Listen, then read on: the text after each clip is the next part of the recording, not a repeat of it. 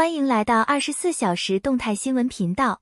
如果您喜欢的艺术家的节目，请随时观看有关您喜欢的偶像的热门视频，并且不要忘记订阅和支持该频道。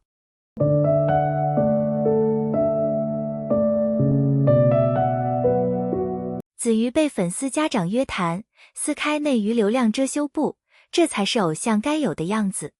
井号子瑜是第一个被粉丝家长谈话的明星吧？井号登上微博热搜前时，看似只是一件微不足道的小插曲，却像一记清脆的耳光，狠狠扇醒了当下中国娱乐圈最浮躁、最虚伪的那层假象。事情的起因其实非常简单，也非常生活化。一位未成年的女粉丝特别喜欢子瑜，几乎每天都跑到她打工的便利店探班、买东西、聊天。这本是追星中最常见、最单纯的表达方式，但孩子的母亲看在眼里，急在心里。她担心女儿沉迷偶像会荒废学业，影响正常生活，更害怕长期的追星会让孩子产生不切实际的幻想。于是，这位妈妈没有像当下许多家长那样冲到网上公开骂偶像、挂人、煽动网暴，也没有在社交平台大肆控诉明星带坏孩子。他选择了最传统也最需要勇气的做法，私下找到子瑜本人，当面沟通。放在2026年的内娱语境里，这种场景几乎可以用史诗级罕见来形容。我们都见过太多相反的案例，某流量小生被路人质疑一句，团队立刻出动水军控评，粉丝群起而攻之，骂对方酸、眼红、没素质，几小时内就能把人骂到删博道歉。某女明星被家长投诉孩子追星影响学习，粉丝直接开扒家长信息，P图辱骂，甚至上升到地域黑、阶级仇。更有甚者，一些艺人团队直接把锅甩给粉丝自发行为，自己高高挂起，装作什么都没发生。可子瑜的反应完全不同。据目击者和后续粉丝回忆，当时20出头的子瑜还在素人时期，在一家普通便利店当收银员，背着不小的生活压力和债务，每天站7-8个小时，生活拮据，却依然保持着干净的笑容。孩子的妈妈找上门时，可能带着一些情绪，甚至有些指责的语气。你知不知道，我女儿因为你天天跑来这里，作业都不好好写。你一个明星，虽然那时她已不算严格意义上的明星，怎么能纵容这种事？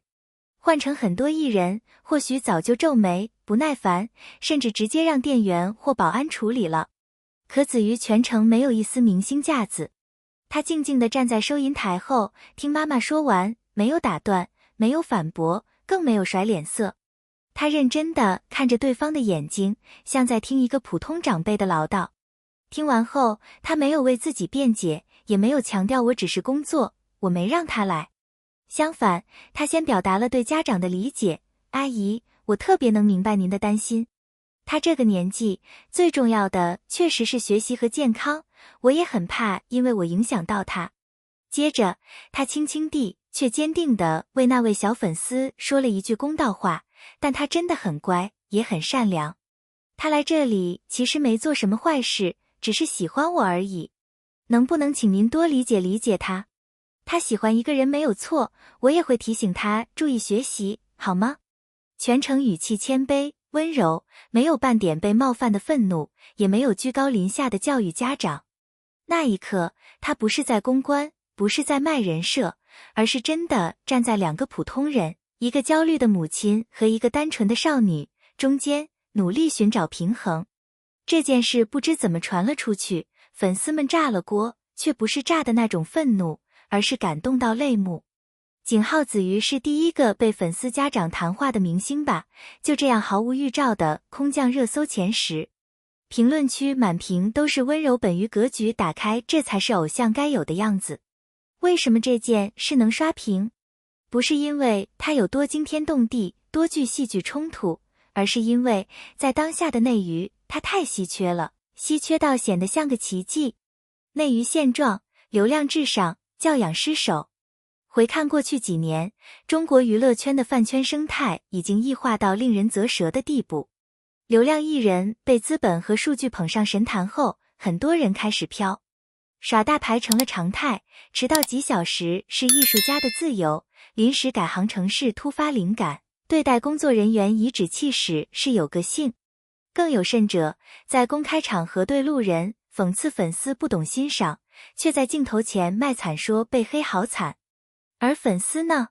被应援文化战斗力数据战洗脑后，很多人把追星当成了部落战争，一言不合就开盒、挂人、网暴、刷量控评，把原本单纯的喜欢扭曲成你不爱他就是敌人的零和游戏。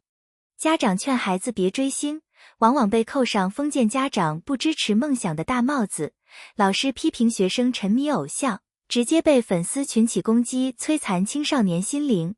更可怕的是，很多艺人明知饭圈乱象，却选择沉默、纵容，甚至暗中推波助澜。因为流量就是钱，疯狂的粉丝就是最忠诚的付费群体。谁敢得罪金主？谁敢公开说粉丝们冷静点？于是我们看到，塌房艺人出事后，第一反应不是道歉，而是让粉丝冲；被质疑人品时，不是自省，而是让粉丝反黑，甚至有些团队会私下教粉丝怎么洗地，怎么带节奏。对比之下，子瑜的处理方式像一股清流。他没有团队公关稿，没有危机公关公司24小时待命，没有水军控评。他只是用最原始、最本真的方式，倾听、理解、共情、平衡，去面对一个普通家长的焦虑和一个孩子的喜欢。偶像的真正价值不是被崇拜，而是被信任。很多人说子瑜这波操作格局拉满，但格局这个词其实已经被用烂了。真正让人动容的不是格局，而是体面，是教养，是分寸感。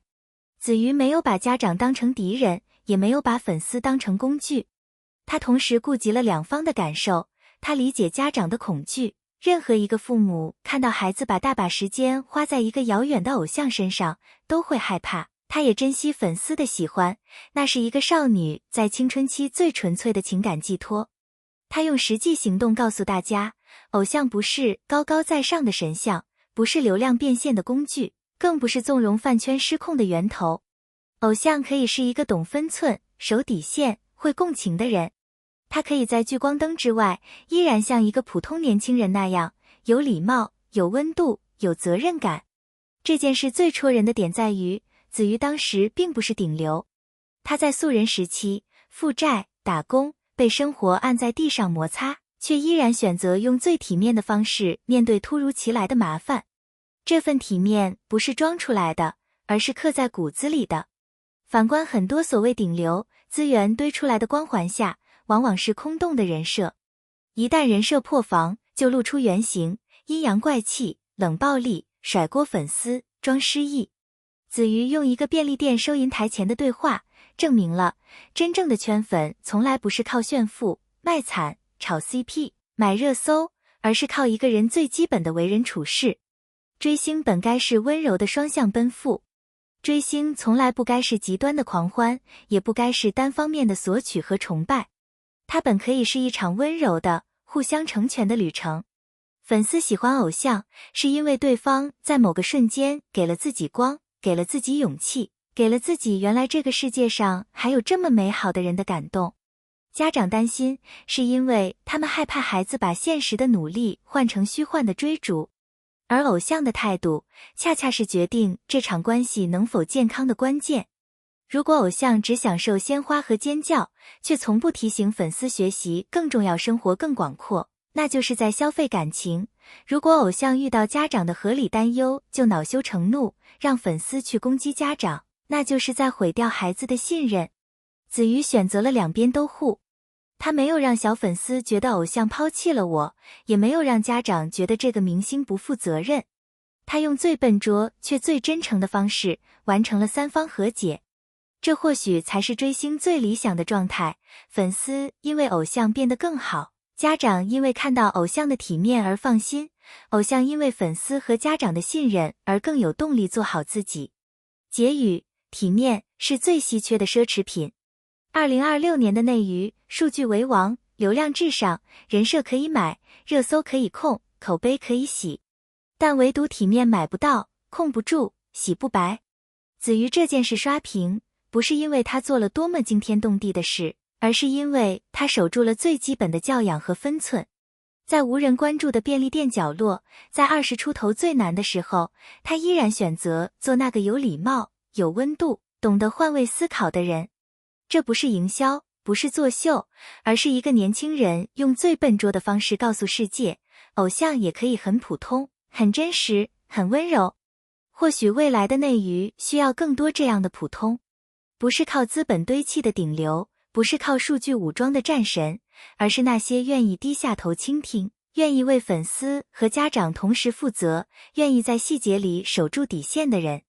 因为真正能让人长久追随的，从来不是流量和排场，而是骨子里的体面。